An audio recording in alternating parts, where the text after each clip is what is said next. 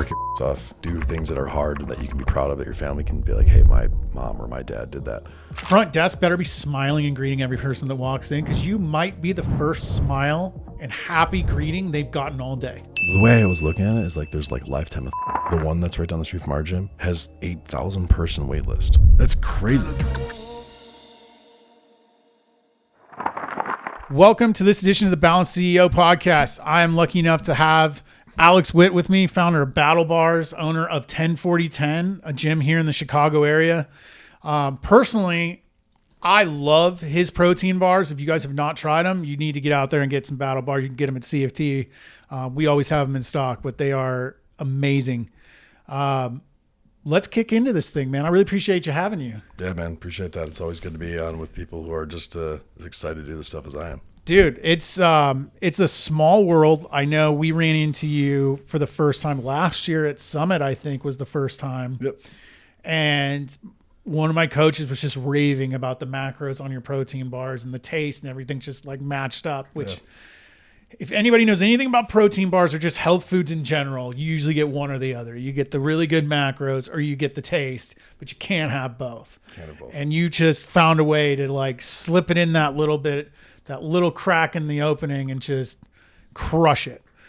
The peanut butter, that's by far my favorite. I grew up a peanut butter honey sandwich guy. So like when I had that for the first time, I was like, what is this? Why is this bringing me back to childhood? I'm like just racking my brain. Why is this like making me feel like a little kid right now? And then I remembered the sandwiches and I was like, oh my God, it's the sandwiches in a healthy adult form. That is like, so that like hearing that feedback as a business owner, and that's what you want to hear, because when we set out to do this, we wanted to make every flavors taste nostalgic. So like the chocolate is supposed to taste like a Cocoa Krispies. Dude. The newest one, the cinnamon cereal, which I brought for you guys. Oh, it tastes like the milk you're drinking from Cinnamon Toast Crunch. The s'mores, it has like a smokiness to it, so you're supposed to feel like you're at a campfire. And like, that's incredible. And like we get so crazy with this stuff when we're talking with like a food scientist and our chef, and it's fun. It's fun to do it. It really is, to bring something to life. And don't get me wrong, we've definitely like fucked it up. Excuse the language. No. Yeah, go for it. We've definitely fucked some things up along the way and made some pretty disgusting bars that haven't gone to market. We made a bourbon bacon bar once. I love the concept, but I could see how that could go. It's so gross, take a left dude. turn real fast. Except, I gave my 10-year-old a bar, and he was like, "Dad, these are delicious." And I'm like, "Of course you like them. Of course you like bourbon bacon. Like what? Who likes bourbon bacon?" It was like a bourbon bacon Rice Krispie treat. It was crazy. Oh, that's I get woof. I know. Yeah. No, but we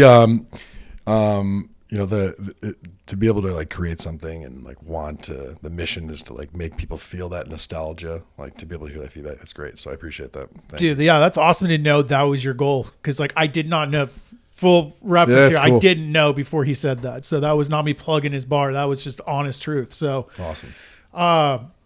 Let's talk about that. So like Sure. you got into this whole thing, you got a gym, you were in the military. You want to talk a little bit about like this like how you kind of found yourself in this situation, sitting here on this exact couch. Yeah, 100%. So when I was in high school, like I wanted to be Rambo, I wanted to go save the world. And fair. I don't know, like a lot of people did. And I was too stupid to go to college. Definitely was not ready to go to college.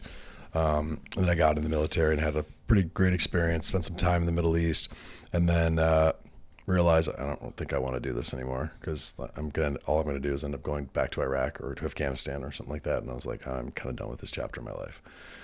So then you get out of the military, and I made some incredible friends, like some great, like that I'm still boys with today. And you get out, and man, that paycheck just stops. And it's like, for anyone who's a military guy or girl, that feeling is very intense. And also at the same time, when that paycheck just stops, the camaraderie you have with like your boys, the girls that you're with, like you don't have that anymore, because everyone's kind of on their own trying to find themselves again. And you're like, I just found myself with a cool group of people, and now it just stops. And along with that, your pay stops. So I was in this moment where like, I'm out to like go get my thing. I got to go do this. I got to get focused. So I was laser focused, man. I was going to school. I was So during the day, I worked at GNC like a total meathead and like saw everything. One of the brands that inspired me actually at GNC was Muscle Milk when it first came out. Do you remember Muscle Milk when it first came out? I still am guilty of drinking that from time to time. Well, dude, they changed that formula so much. Like, and not to go off on a ramble, but like, man, like that original Muscle Milk when it first came out, it was like, I was blown away. And that's also a feeling, like that nostalgia feeling. I want people to feel that same way. So that's what, like, I wanted to recreate that feeling. So anyway, so I was working at GNC during the day. At nighttime, I would finish up at night, and then I would go to school at nighttime until like 8:00, and then from like 8 or 9 or from 9:00 until like 4 a.m, I would work at a bar, and I would just do it all over again every day. But I didn't really care. I was like, no sleep. Like, what's that? Who cares? Like, whatever. That's what I'm supposed to do. Yeah. And I ended up meeting my business partner at the bar, and he told me, I was like, why don't you come in for an interview? I'm starting this logistics company. Why don't you just come in for an interview and on Monday, and we'll see where it goes. I'm like, okay, cool. So I like went in there, didn't remember me at all. He was like, who the fuck are you? I was like, we met Saturday, remember? And he's like, yeah, no, but do you want to work here? And I'm like, sure. It was like looked like a chop shop. It was weird. And I was like, he's like, what do you want to make? And I'm like, I don't know, 40, 50. He's like, all right, I'll pay you 45, but if you make that next year, I'll fire you. And I'm like, okay. I was like kind of blown away. And I was just thinking in my head, I'm like, I just want something to hold me over until I become a cop or a firefighter, whatever. And fast forward, man, like, 3 months in, I started getting offers at the police department, and all like these things started to come in. But I was like, wow, like I'm actually starting to make money here. Maybe I should figure something else out. And I turned down the police department. And when you do that, that's like saying, I'm done. Yeah. Right? And I'm on this path. So I had like 2 paths to choose. So I chose this path, and we grew the company. When I got there, it was like very minimal to, 277 employees. It was crazy. 277 employees. It was just learned so much about business. So it's significant because in July 7th of 2016, our business was thriving. We were doing very well. And I don't know if you remember the shootings in Dallas. There was a sniper who killed 5 police officers. Yes. So there's a sniper in Dallas who killed 5 police officers during a protest, and it was a Black Lives Matter protest. It was like justified, honestly. Like all the police were like walking arm in arm, and my buddy who I served with, my best friend, was one of them. And this guy was there doing overtime working this protest when he was planning a trip with me. Literally that day we were talking to plan a trip with me to go to the Cubs game in Chicago against the Rangers. And man, like I said, all right, man, be safe. Talk to you later. I get a call like later that night that he was killed, shot through the neck. It was the first person killed. And it like kind of fucked my world up a little bit, but it shuffled it in a way that's like, I don't know, like gave me some sense of like go, go, go. And I think as an entrepreneur, that you need that. You need that spark a little bit. It's obviously not the way you want to get there. Not the way you want to get there, but like absolutely it teaches you to take. Like I'm a very loyal guy, and like it takes a lot for me to trust. But like when I do, I really try to like go all in. And I learned that someone was making like fake GoFundMe accounts. It was crazy for his family. And this was national news, man. That was a wild, like national news story. And, I went, his wife asked me to make up an account for him and for the family because they trust me. And I was like, of course, I'll do it. So I went on, ended up going on like Fox and Friends and did a 5-minute interview with national TV, and then walked back to my car. I don't even remember doing the interview. I was like blacked out. I felt like walked back to my car, sat there, opened the GoFundMe. And there's like $250,000 in our account in 15 minutes. I was like, damn, like that's the power of like talking about something passionate and talking about great people and all that. So that kind of like gave me this idea. I went down for his funeral, and it was like national news, and I was there with all my boys, and like everyone was there, and it was like, I feel like I need to do something different. We ended up selling the company in 2018, the logistics company. Had a good exit, and I took a year trying to figure out what I want to do with my life. And, I knew that protein bars in the military were disgusting, and I knew that they still are disgusting. And I was eating I remember overseas, we'd eat like Cliff bars and MREs. That was it. And it was like, dude, Cliff Bars and again, I say this all the time, but Cliff Bars sold for $3 billion. So what do I know? Right. Yeah. But also I know that people just kind of shoved them down their throat as like, just to do it. Right. Cliff Bars entered the market when there was zero expectation on flavor or texture it was Power Bar. It was Power Bar Yeah. and then Cliff Bar. That's what you do in the industry. You Yeah. just try to one up everyone and take what they do and then one up it. Right? Cliff Bar literally just one up the worst thing ever. The worst thing ever, dude. So we, it was like Cliff Bars and Emery. So it was like, all right, we sought out and we said, you know what? Like, I met my business partner at the time, Ian Sparks, who was in the military as well. And it was like, everything was so disgusting. And he had the exact same sentiment as me. And he was an army guy, was in Afghanistan. And he was like, dude, I hate Cliff Bars so much. Like I was so sick of it. So anyway, so we got into Battle Bars by just saying, let's just change it, man. So we got a private chef in, a food scientist, and like got kind of obsessed with making something nostalgic. We're like, I don't know anyone that doesn't like a Rice Krispie treat. I've never met anyone. But also, I don't want my bar to have zero sugar because I'm sick of being lied to on the label that just because it has zero sugar, it's healthy. Yeah. You know? And zero sugar doesn't mean healthy. Zero sugar typically means it's got sucralose or aspartame or like some crazy sweetener that you've never heard of. That's made in a lab. Made in a lab. And I'm not saying our protein bar is the most perfect thing ever. Look, the perfect way to eat is like, go hunt something and go grow some vegetables in your backyard and make it organically. But dude, we're busy. We're doing podcasts. We're traveling around the country. We're driving our kids to school and baseball and basketball and cheer and all that other stuff. Right. Anyway, so, I'll fast forward that, but like I started, the gym, like for fun. I literally, the gym is attached to the Battle Bars office. And all of a sudden, like, it kind of just became a thing. Like, people just started to show up. And now we have, multiple locations and, 400 members and, like, a pretty robust software that we've built along with it and doing some cool charity shit with Folds of Honor that really makes a difference and makes me, helps me sleep better at night. And then, yeah, man, we're at 6,000 stores and growing. And it's wild. It's been a wild ride.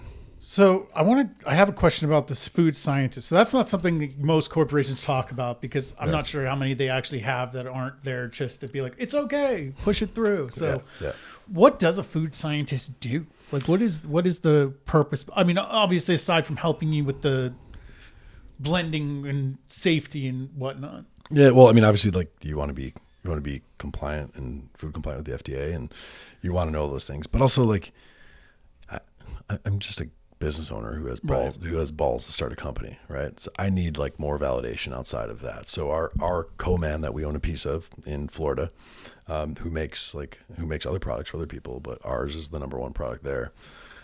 He has a food scientist on staff now. So like the idea is he goes in, you give him the macros that you want to hit, and you're like, look, I want this to taste like, make me a Rice Krispie treat. I want to have 200 grams of protein. I want a 10 to 1 calorie to protein ratio, right? So like I want 200 grams of protein, 20 grams of protein, 200 calories, like X amount of sugar. And he's like, look, all right, I'm gonna be real with you. It's not easy if you want it to taste good. So like, it's going to be close to it. We'll get there and we work towards it, like get better and better every time. But then you learn about like, man, like the ins and outs. He's like, all right, well, you're gonna have to buy this much whey protein, isolate and crisp, but also whey protein is a commodity.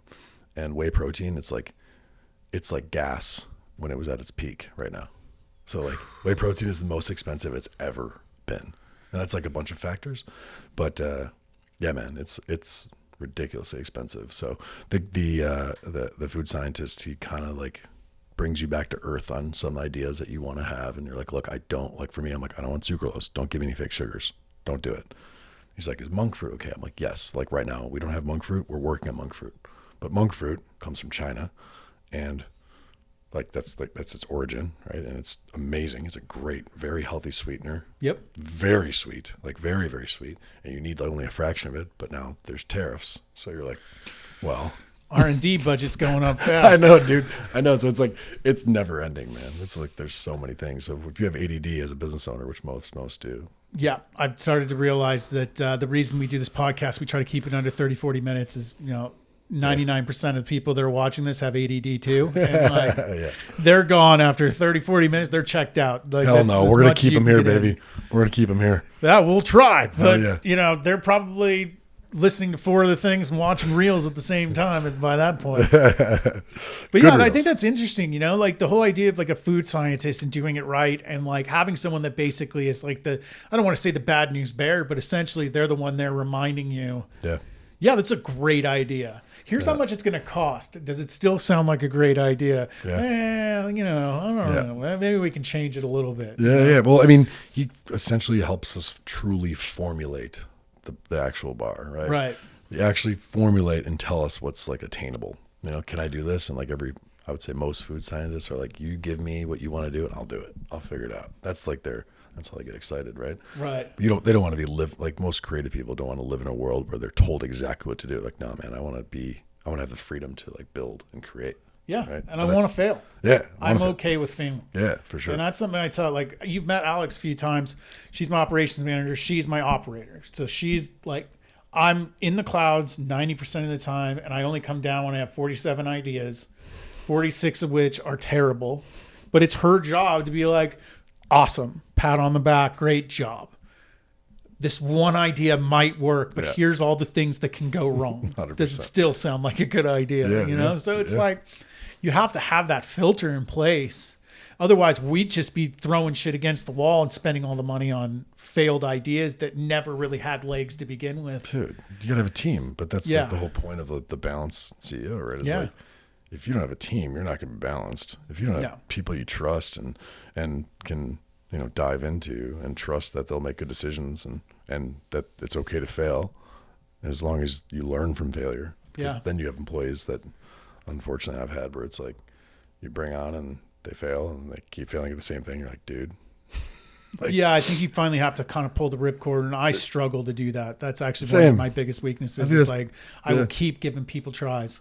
Yeah, I think it's probably I think like I don't like saying like hire fast, fire faster. Like I don't think that's like responsible, but I think when you're trying to build, you're trying to be cost effective at everything you do, and then sometimes you don't realize it. If I spend a little bit of money on this, man, it's going to save me a lot of time, a lot of headache. Like I had a hire at one of my businesses who quite literally like cost me a year of my life, man. It was a nightmare. A full-blown nightmare. And I'm not like saying I don't ever want to do this. I always try to do this and point the finger at my chest and say like, what could I have done better? And I'm like, I could have hired better. I could have made the decision faster to get rid of him. I could have made the decision faster to talk to my team to see how they feel about it. And I didn't do that. But like the entrepreneurial journey is one that is a learning experience, and feeling like you're getting a master's degree, doctorate degree all at the same time, man. Yeah. It's so wild, because it's like I've realized like the people that I've given the most opportunities to long past when I should have come to grips with it are the ones that are the fastest to turn to. They're the fastest ones to turn everything on you the minute you don't want to give them opportunities anymore. Yeah. It's, balance, man. But not just CEOs just don't need balance. Teams need balance, and employees need balance, and like finding out their goals. And I am not an HR guy. Let me just be very clear. Yeah. I am terrible at that, and everyone who knows me will say the same thing. But I also realize the importance of HR, and like I'm not like ignorant to it, but like I think my best quality is knowing that I suck at a lot of things and respecting it and humbling myself, and like I'm not good at this, but I'm pretty good at these things. You know what I mean? Yep. And staying in your lane. Yeah. I think that's the best entrepreneurs I know. They all consistently say they're great at delegating. Yeah. And they're not just great at delegating. They're great at delegating the things they know it's easy to find someone better than them at. Yeah. Right? It's easy for me to find someone better at operations and checking boxes and logistics. It's easy for me to find someone better at coaching at my coaching gyms. It's easy for me to find someone better at HR. However, when it comes to marketing, sitting in front of a camera,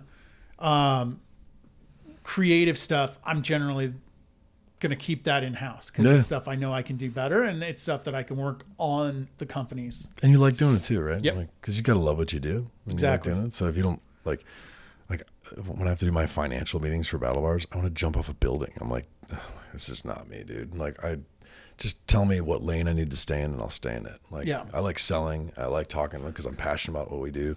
I love what we do. It's hard as shit, and there's only a small amount of people that can do it, and that's why the exits are so big, you know? But also, like, don't put me in a fucking financial meeting. Like, if I do, like, I'm going to say something stupid, honestly. That's why, dude, I have a fucking great team at Battle Bars, man. Like, I'm so lucky that, like, I'm not lucky because it definitely wasn't always that way. And you had to keep going, right? But I have a great team. Like, my COOs and large investors, one of my close friends, and I trust him when we've had businesses in the past together. So I trust him. He's best operator in the business.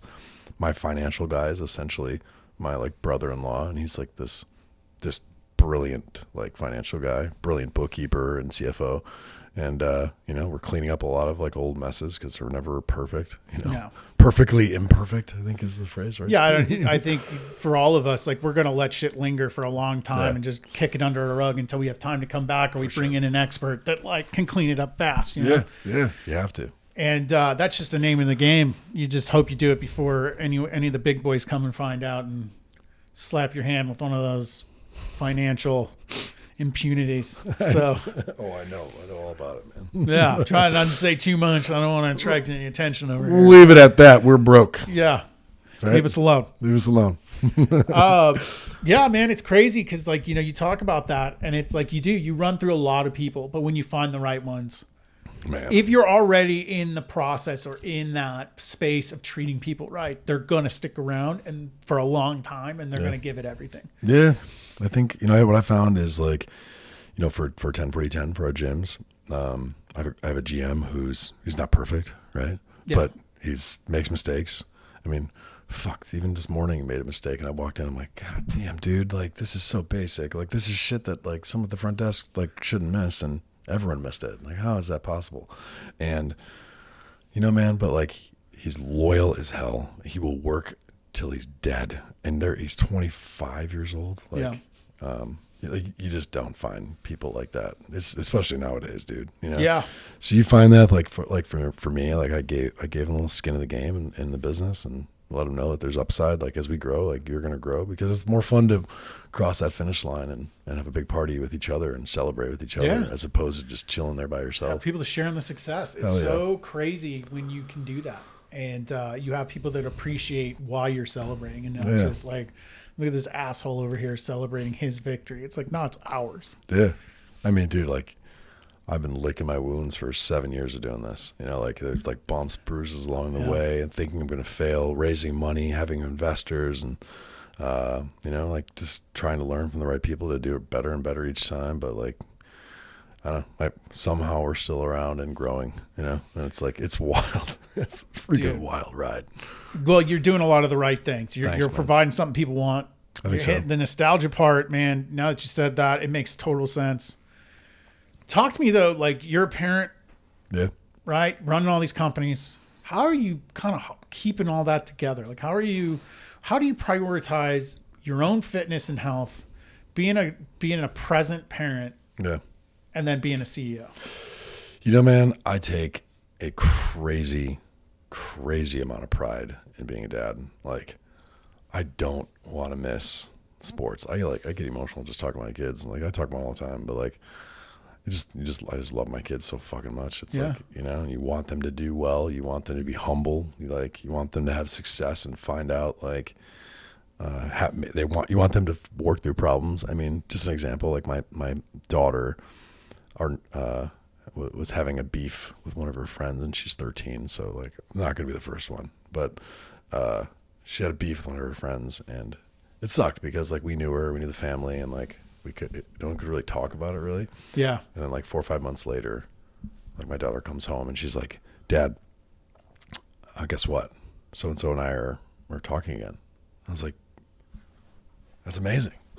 Problem solving and resolution and conflict resolution, understanding it. That's such a huge deal. And she's like, it's not that big of a deal, Dad. We just said sorry to each other. And I was like, yeah, but you didn't have to. You could have just ignored her and moved on with your life. You chose to recognize that you did something wrong, she did something wrong, and you apologized to each other and you made it right. I'm like, that's cool. Like that's cool, right? Anyway, but Congratulations, you did something 90% of adults can't do. probably more than that. Yeah. Probably more. But dude, yes, I like, like my schedule is crazy, and I'm just in like, I know you can relate. I mean, I'm up typically Monday through Friday at 4 a.m. I work out at 5. That's really, and not because I'm like some macho, like this is gotta get it. It's the only time I can work out, like literally. So like I'll work out at 5, come home, take the kids to school from 6:30 to like 7:30 around that time, get them ready, take them off to school. I'm back at the gym, probably our headquarters in the gym, like working upstairs, talking, having meetings, planning my day out, and then picking up the kids to school at 2:30, dropping them off, working back the rest of the day from home, take the kids to sports all day and night, never miss their sports unless I'm traveling, but very rarely I'll try to schedule all my travel around sports and make sure that they're in like everything that they want to be in because it's important, like keep them busy and, put them to bed. And then honestly, I rip my laptop open and I'm working back again, like in the evening to make sure that like I didn't miss anything or I'm preparing for my next day. But like, it's so funny. People are always like, yeah, but like, what's your day off like? I'm like I could be on a gun shoot at the gun range. I could be, going to a baseball game with my son. Like I'm always on, man. Like even with my kids, like I'm always on. Like I'm always thinking about the brand. I think about it like my child. Battle bars are like my child. Like if I meet other gym owners, I want them so badly to carry our product because I care so much about gym owners because I am one and I know how much it can suck sometimes, right? Yeah. I know that feeling and I want my kids to see how much it sucks and how hard it is because then you see someone come to the gym who's 350 pounds and they lose 100 pounds. You're like, fuck, we did that. That's cool. Yeah. That's cool, man. It's wild because, you think about it and it's like people, when I told you the story of when I realized the difference between me and other successful gym owners that were fit was simply they made their fitness a non-negotiable. Yeah. And like you said, I don't get up to do this because I'm tough. I get up at that time because it's a non-negotiable. It's the only time I can non-negotiably fit it in. Yeah. And I think people miss that part of it is like, I don't have time. I'm running out of time. Like, no, it's just not a non-negotiable. You just haven't made it, put it up on a pedestal enough to where you'll push heaven and earth to get time to do it. And also, I think we overthink it. I think one of the biggest things we overthink is how much fitness we need. Yeah. Simply doing 5 minutes and just falling to the ground and standing back up as many times as you can, aka burpees, is a workout. It is enough fitness to be able to walk away and go, I'm good for the day. Dude, you know what my number one beef, and my staff at the gyms and our members will say this, is when anyone ever has anything to say about the programming, I'm like, look, number one, we do a survey every 8 weeks. I think we have the best programming on the planet. I think everyone probably says that though, right? Yeah. But like if you're a gym owner, you think you have the best programming on the planet, know that it doesn't matter. It's about the experience, and that I could get the best workout of my life. You know what one of the best workouts I ever had was, and this is no shit.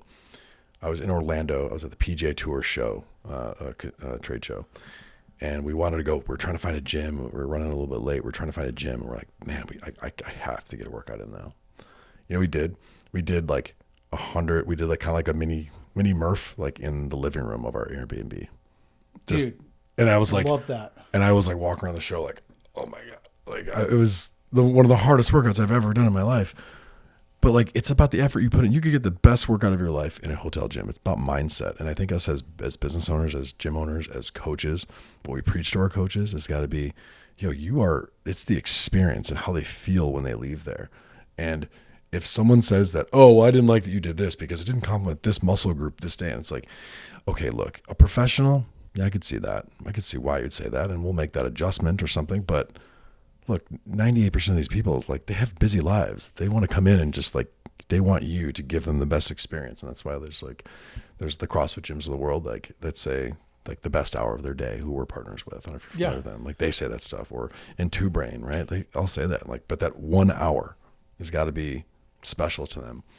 And it's up to you on how you make them feel during that hour. Yeah. So if it's just push-ups and pull-ups and for an hour straight, you better figure out a way to make it special for them. They better leave smiling and feeling That's like it. they were acknowledged and they were cared for, because I think that's always been my big thing with my staff is like, front desk better be smiling and greeting every person that walks in, because you might be the first smile and happy greeting they've gotten all day. Totally.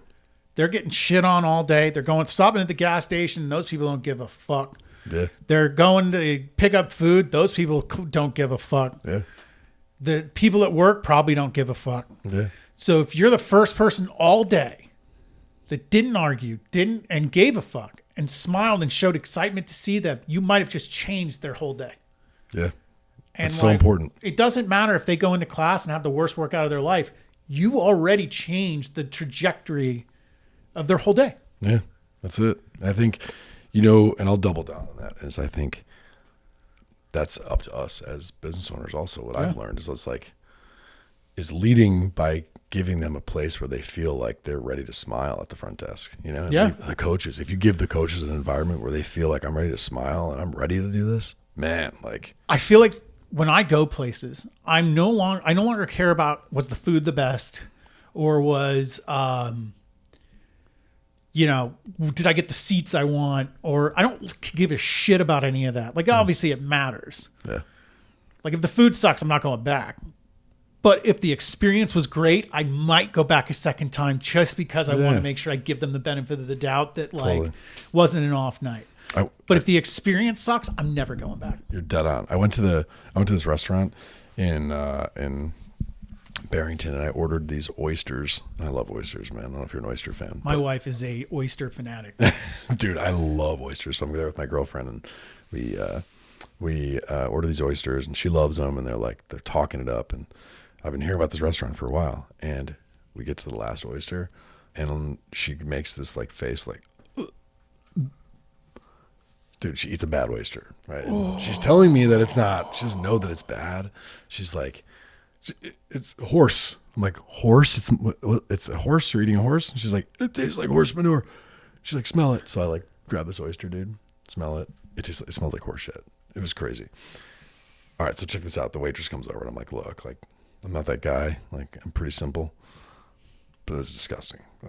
I don't know what you want to do with this, but whatever.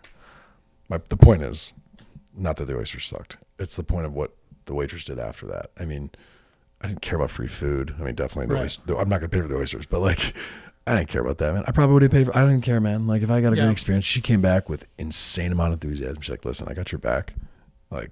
That should not happen. That's crazy. She didn't be like, I don't think they're bad. She's like, that shouldn't happen. And I'm going to do whatever it takes to make sure that you feel like you're getting the best experience possible. Because I think that so many people, and I get this with some staff members, man, where if I ask them, I need something done, or why didn't this happen? They'll make an excuse. Yeah. I'm like, yo, dude, just be real. Because and I tell my kids the same thing, right? If you're honest and you're straight up, you say you know what, I made a mistake, and this is what I'm going to work on not doing it again, and this is what I can do better. Everyone's like, they'll lose their mind. I don't know what else to say. Shit, I got Where's nothing. The argument? Where's my conflict? I've been practicing this conflict in my head for days. I always challenge everyone to do that, dude. I'm like, in your life, if someone challenges you, just say, okay, I hear you, and I'll work on that, and watch what they say. Watch how all of a sudden the energy in the room changes. Or it's not easy to do that. Believe me. There's been times I'm like, I want to be like, dude, that's the dumbest shit you ever said to me, But also, it's all right, I hear you. It's, internally, I'm like, I don't really hear it, but I'm going to do my best to try to be a great listener and hear you out. Right. I think that makes a big difference in business and shit, definitely in life when you're talking to teenage girls. My daughter, Oh yeah. Do you have teenage girls? I have a 6-year-old boy going to be 7 next month. There you go. So he's that's a cool age, man. That's so much fun. It is, but he is definitely he's the talker. He's going to be the negotiator. That's the kid, right? So I have to be very, very, very careful in terms of hearing him all the way out, and then knowing whatever I say, he's going to have. Oh, well, what about this? He's always going to have the backup option, and he's probably got 6 options in his head. Then knowing the first one won't fly. I like that. He knows what he wants. He knows what he wants. He knows exactly. What he wants. So it's I'm prepared for that, and I'm like, what do you? All right, well, the first option isn't going to be right. He's going to come over the top with something crazy.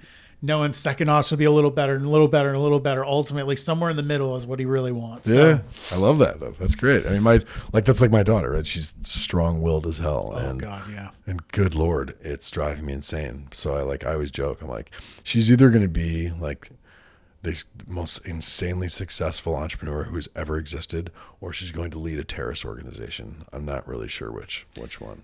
I was Either way, I was she'll in the be a same leader. boat growing up. I was definitely on the side of the criminal side of things for a long time. Hell yeah, we all were. And then Most entrepreneurs were, man. yeah, and then one day I realized I should just start a business and like never work for someone else again, and that's what I did because I was just like, I don't. Good for you.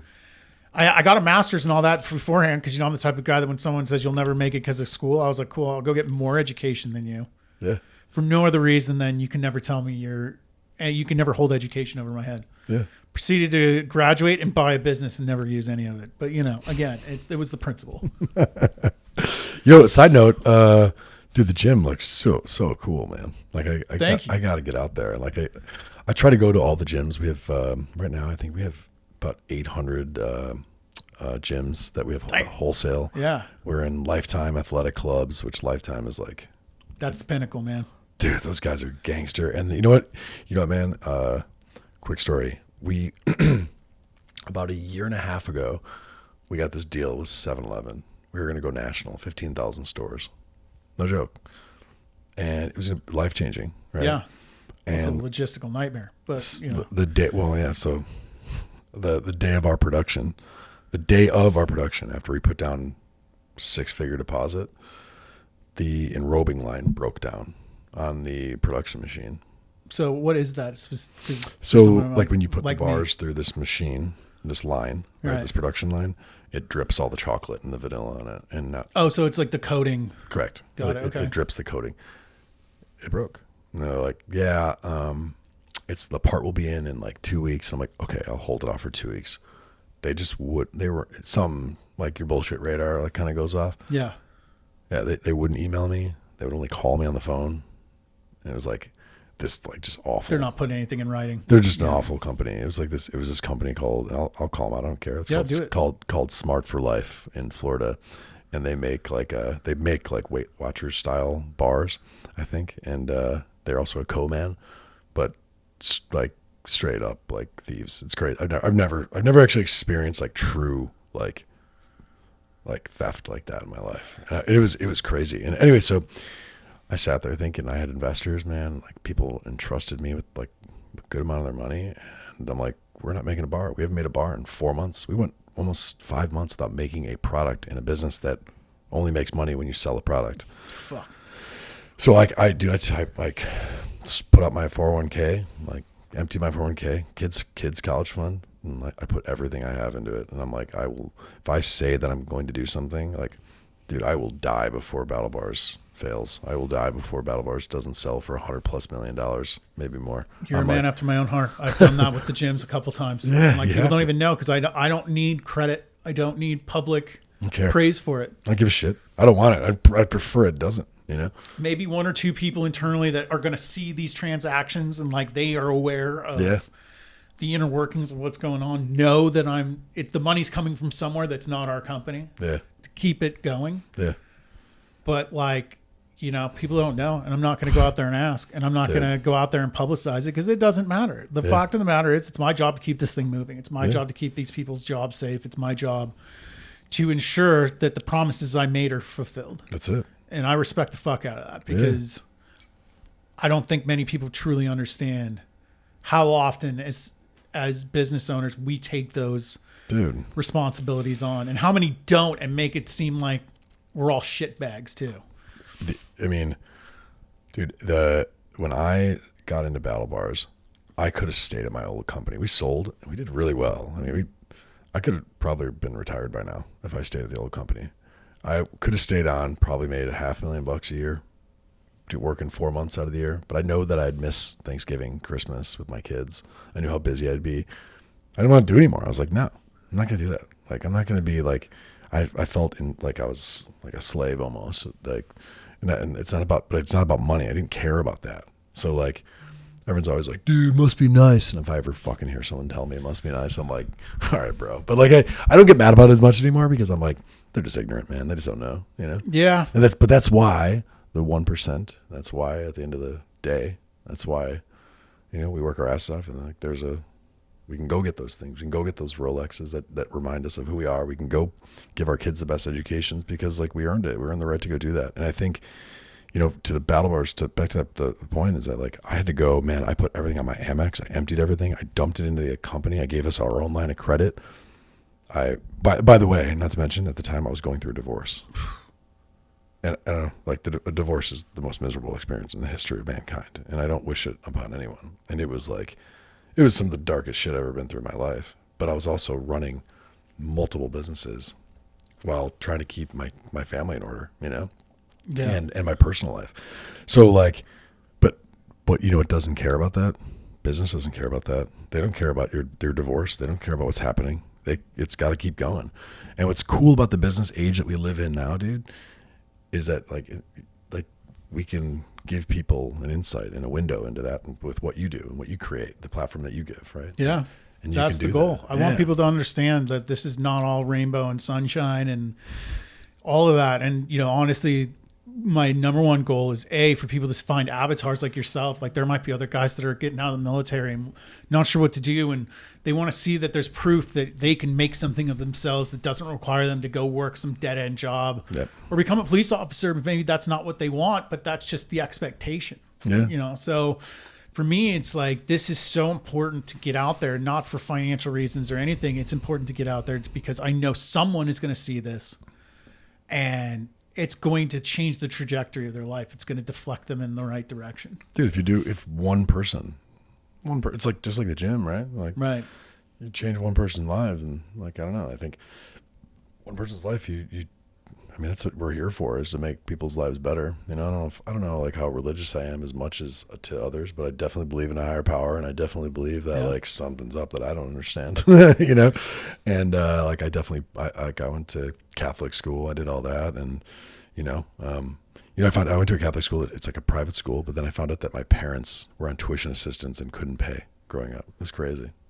And for my old man, like, dude, like my old man was unemployed for a couple of years. Like I worked at a car wash, and every paycheck I got went towards the mortgage, like for my parents. And that'd be like, knowing my father, like that'd be the most humbling experience. Like I played travel baseball. They had to ask for tuition assistance because they couldn't afford it.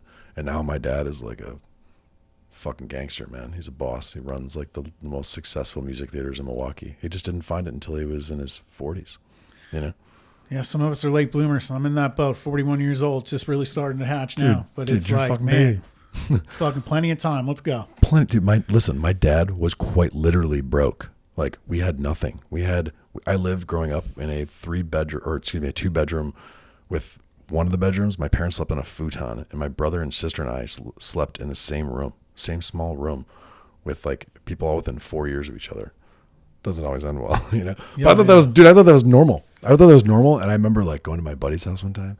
He had a basement, this huge house. And I like get to his basement, and he's like, "Want to go rollerblade?" And I'm like, "Where the fuck you want to rollerblade? Your basement?"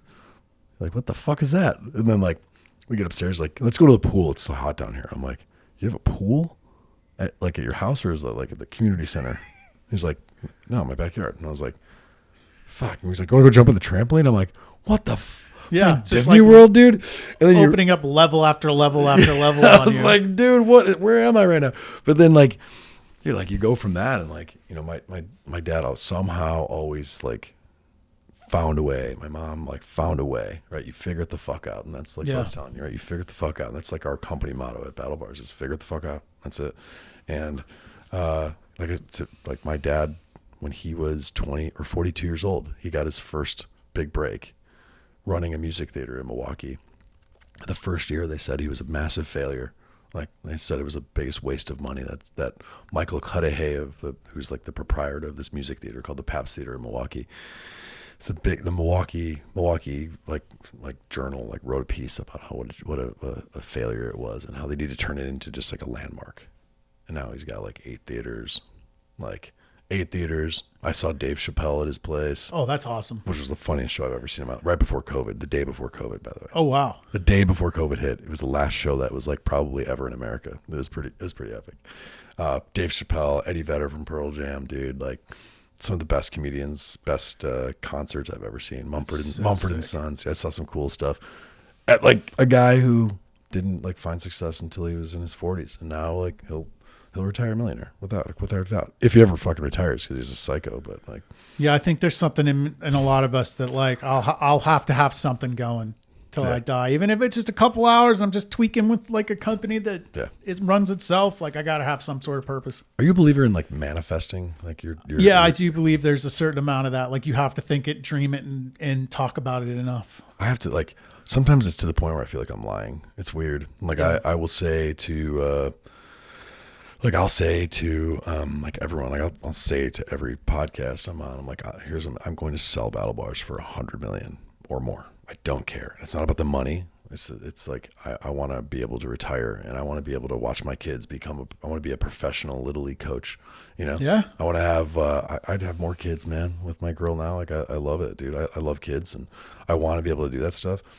But like, I'm very intentional about that. You know, like my dream is to sell battle bars, keep the gyms, like change people's lives, build up our software, and then start my own fund and just invest into businesses that I absolutely think are making a difference in the world. That's cool shit to me. Like that's cool, because then I don't have to spend a ton of time. Like let the operators be the operators, and I'll just keep giving guidance while being a third base coach. Well, being a professional dad. That's and right. I think, That's it, I tell people all the time, like, if I have to drop a profession, it's going to be the business owner. It's going to be the CEO title. I'm never dropping professional dad. Yeah, that's it. Professional husband. Like, I'm never dropping those. Dude, those are always coming I first. could give two shits about the CEO title. I remember like how I wanted to be a CEO so bad. And now I'm like, it's really not that cool. Like, I don't even call myself CEO anymore. I use it as like when I have to sign shit and they're like, what's your actual formal title? Yeah. But in terms of what I call myself, it's chief opportunity creator. like that. my whole life is about creating opportunities for other people. Yeah. I'm like, I don't know. I'm like, I feel like I'm you ever seen Half Baked, where he's like, I'm a master of the custodial arts, or a janitor if you want to be a dick about it. I'm basically the master of the custodial arts, because I've definitely cleaned toilets in the gym, and I know you definitely have in your Yeah. clean toilets. I've like, dude, I have a funny ass gym story. When I first opened up the gym, literally first opened up, I got this wave of people that wanted to come in, and this kid comes in, and he's like, I couldn't, something was a little off, and he all of a sudden, like, dude, we go through this workout, and I just started, so like I didn't know how to run a gym. I had no fucking clue what I was doing, and this kid, like out of nowhere, just runs into the bathroom, and comes back out, and he's like, I'm much better now, and I'm like, uh-oh. I open the bathroom. There is puke all over the walls, the floor, the toilet, the mirror. And I'm like, my man, like, what did you eat before you got here? He's like, well, I had some Chinese chicken. And I was like, that's probably not the best. No, Oh, good boy. God. So we actually had an intern at the time working for us. I was like, intern, this is your job now. And I ended up cleaning it up with him, of course, but it was disgusting. Yeah, I always tell people, like, there's two don'ts when you come to the gym for the first time. It's not eating and eating the wrong thing. And the wrong thing is basically anything your stomach is not accustomed to. So if like you're accustomed to pizza, it'd probably be all right. But if like you're all of a sudden going to switch to like, oh, I'm Chinese chicken? Yeah, I'm going to switch and go get protein from somewhere because I hear protein is healthier. Like, I wouldn't do that. Yeah, don't do it. Don't do it. Eat whatever you're usually accustomed to. Just don't eat a lot. I know, dude. Yeah, it's hard enough to do one of these workouts, right? It's hard. Right. It's hard enough, let alone with Chinese chicken and some type of like processed protein or whatever, loaded with sodium and whatnot. Yeah, don't just eat something because it seems healthy because you're starting a new diet. Like, eat something your body is used to, which is don't eat a lot, and don't not eat. Like, those are the two like absolute rules at our gym. Yeah, gotta do it. Like I worked out when I fast like every quarter for I'll do like 72 hours. I did one for 5 days. Yeah. once. I'll never do that again, by the way. Right, but I love food way too if you're much. fasting, if we're fasting, we know what our body feels like. We know Totally. how to take it up, lower, like, play with the range of intensity. Yep. But for someone brand new that's coming in and they're like, they have the adrenaline, B, they're scared, so they want to show off to kind of like set the tone. They're going to go to 110. Yeah. Right. And it's like, if you haven't eaten, you're going to pass out. If you have eaten, you're probably going to throw up all over the place. Yeah. If it's not something your body's used to. But that's why, like, I don't know what, do you guys have like any other amenities besides the gym? Do you have like cold plunge or sauna or anything like that? We've always played with it. I have a sauna at home. I love it. I use it before bed every night. Regular sauna or infrared sauna? Regular sauna, dry sauna. Yeah. It helps me sleep. I love That it. and magnesium, man, game changer for sleep. Especially if you got ADD, highly recommend it. If you like me, where I struggle with broken sleep, like a couple hours max, over and over and over. And then I love cold plunging, but I don't look at it from like I have a hard time grasping the cost versus the ROI in a gym setting, especially because you got to figure out the cleaning and all the other things that come along with it, the upkeep. It's we have one. We have a cold plunge. We have an infrared sauna. Well, I'm crazy, dude. Like our headquarters gym. So we have a few locations, but the main gym we have, our headquarters is like, it's like a guinea pig kind of. Yeah. But it's also like this. It's a fraction of the cost of all the other gyms because it's like off the beaten path a little bit. But dude, we built it out as we have an unlimited membership, and then I'm like, people love to spend time here, and I have all this space, so why don't we like build like a cool like lounge and recovery area? So we built I put a sauna in there. Everyone's like, dude, this is awesome. So I'm like, well, why don't we put a plunge in there? So we put a plunge and sauna, and like it was like a beat up area, and like it wasn't like fancy. I wouldn't even put it on camera. And I was like, well, I keep getting more members and people like this. They seem to like it. And so we built like a full bar.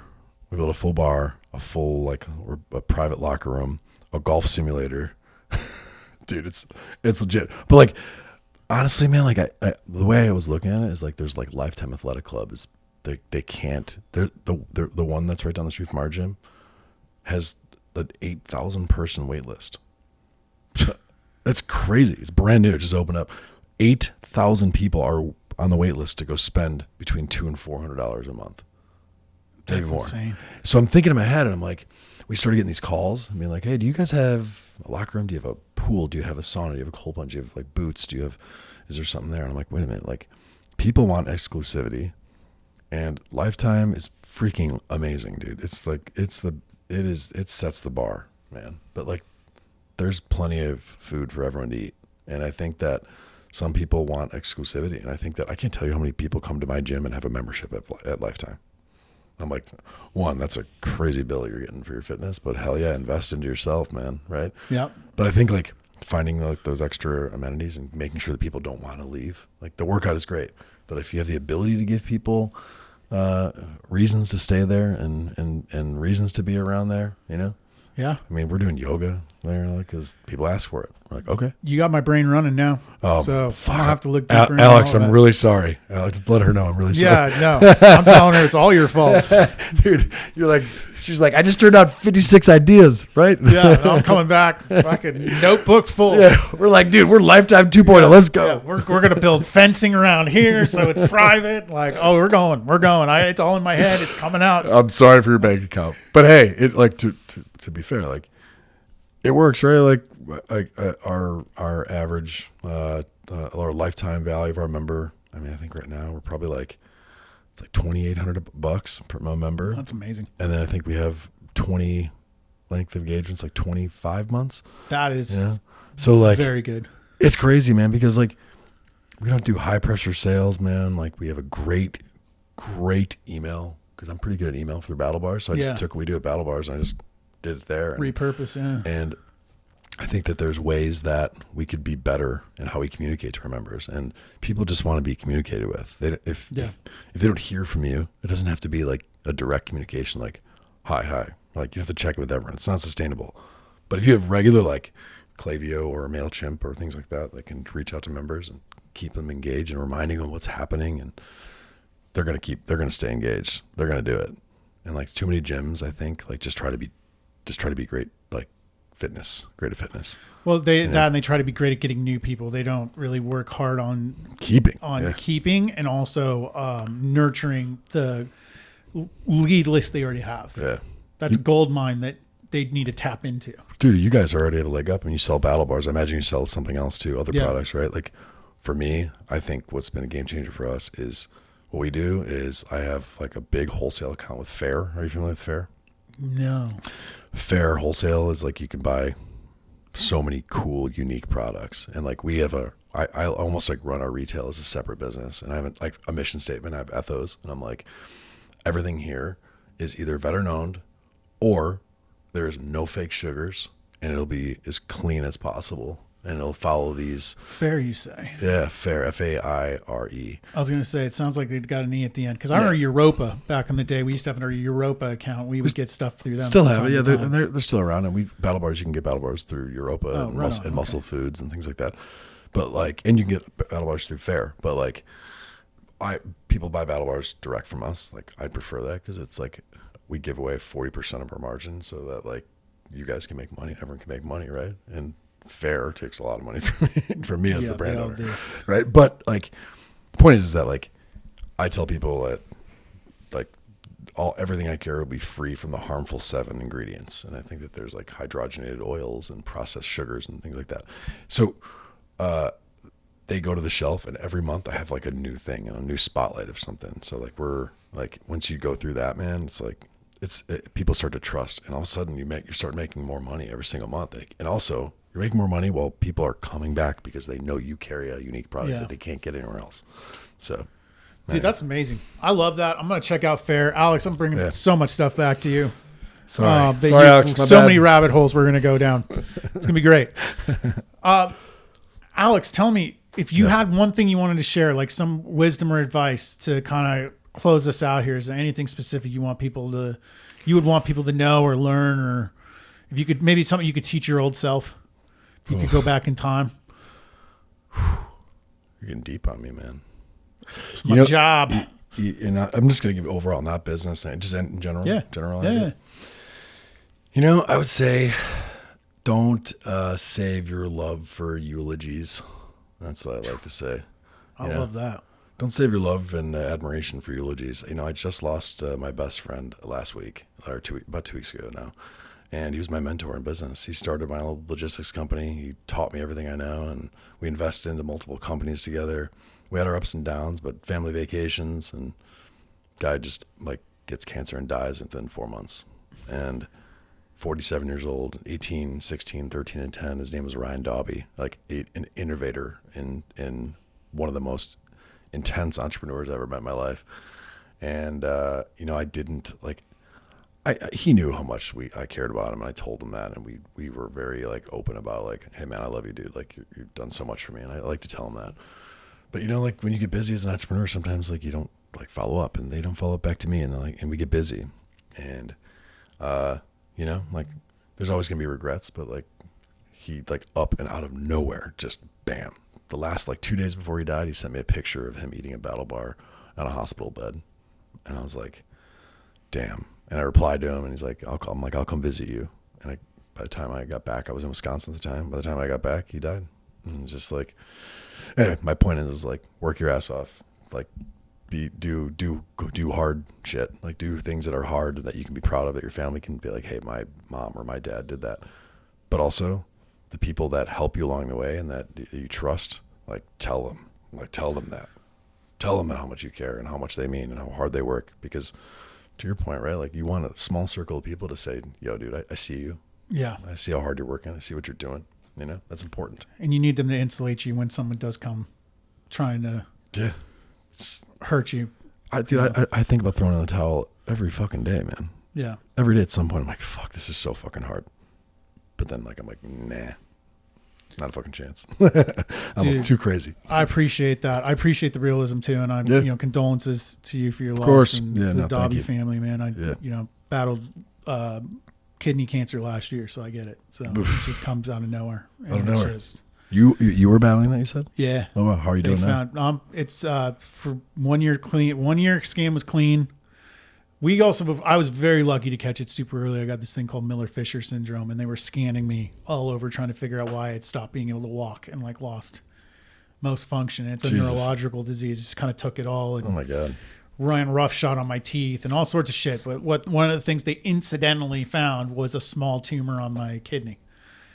And so they froze it off, which I didn't know was even a thing. And cryogenically, they take the biopsy needle and they put it in, but they attach it to a cryogenic machine and they freeze it.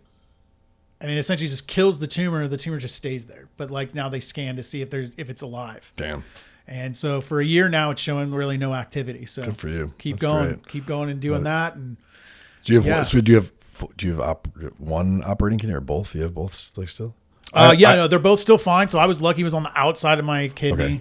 So they were able to just kind of puncture it with the needle and freeze it. And the kidney I think kidney function's fine. And like now they just scan me, make sure that it didn't go anywhere and it's not going anywhere and it's not waking up again or somehow coming back from the dead. So gives you a new outlook on life for sure. Oh, way different. So when I hear stuff like that, I just totally feel for people because at 40 years old, I literally went into the hospital 2 weeks after turning 40.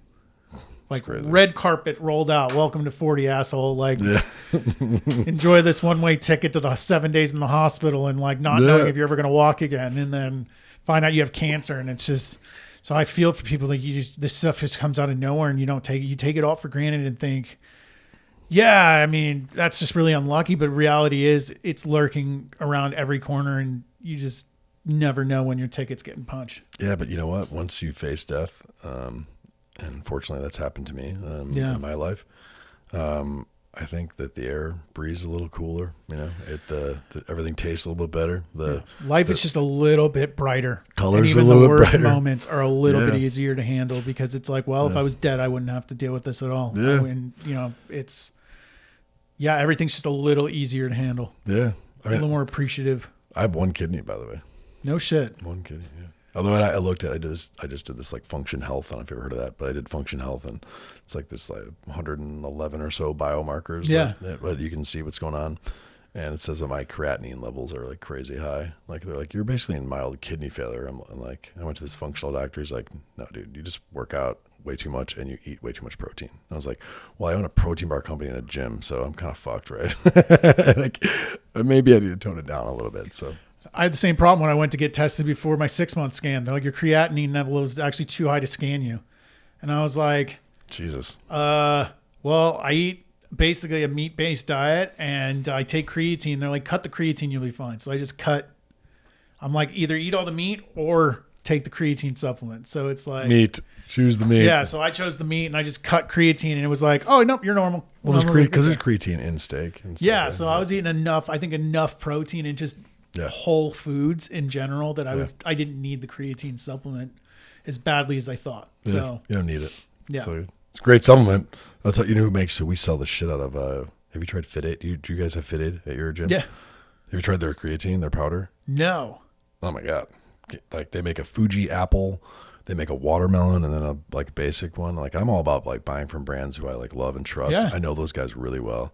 Dude, their creatine it's the best creatine I've ever tasted in my life. Interesting. I was using the gummies, you know, that Create like orange gummies. Yeah. I travel and it's easier for me to just grab some gummies rather than like having a shake or, you know, all that shit. But like I'm going back to powder because it's just. You guys should check it out. Yeah. It's good wholesale. Like Fit Aid's got the best wholesale. Hell yeah. We're a wholesaler with them. So that's easy. Just click that button, man. Add that Fuji apple and definitely the watermelon. Although I think it's sold out, but damn it. I know, bastards.